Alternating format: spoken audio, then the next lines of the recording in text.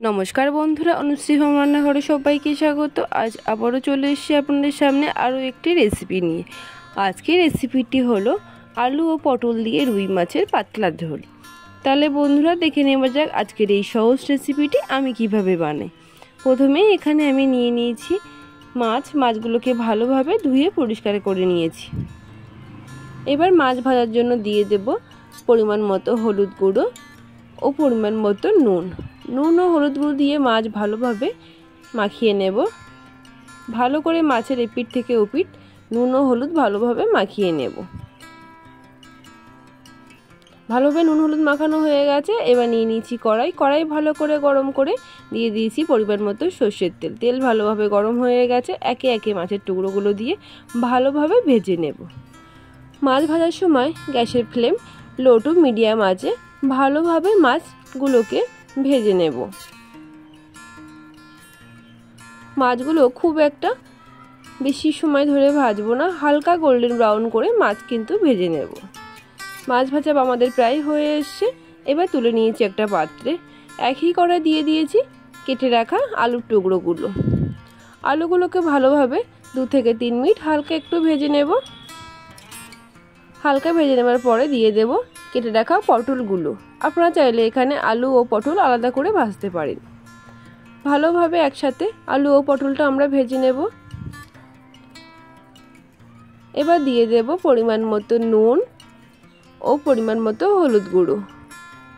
নুন ও হলুদ গুঁড়ো দিয়ে আলু ও পটলগুলোকে ভালোভাবে ভেজে নেব। আলু পটল ভালোভাবে ভাজা হয়ে এসছে। এবার রেখে দেবো একটা পাত্রে।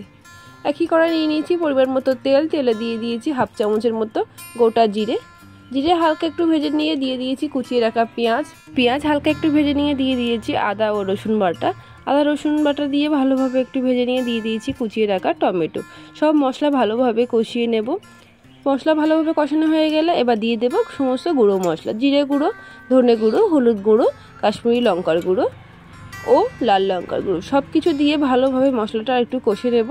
মশলা ভালোভাবে কষানো হয়ে গেলে দিয়ে দেবো ভেজে রাখা আলু ও পটল দিয়ে ভালোভাবে মশলার সাথে কষিয়ে নিয়ে এবার দিয়ে দেব ঝোলের জন্য উষ্ণ গরম জল দিয়ে ভালোভাবে সব কিছু ঝোলের সাথে মিশিয়ে নেব ও অপেক্ষা করব ঝোলটা ভালোভাবে ফুটে ওঠা পর্যন্ত।